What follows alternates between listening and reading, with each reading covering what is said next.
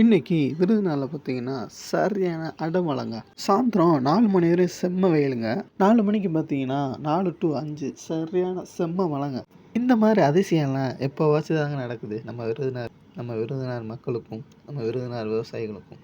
இவ்வளோ பெரிய அடமழையிலையும் வாகனங்கள் அதிவேகத்தில் செல்கின்றன.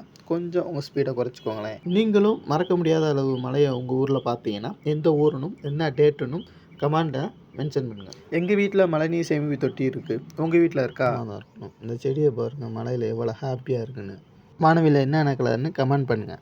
சப்ஸ்கிரைப் பண்ணுங்கள்.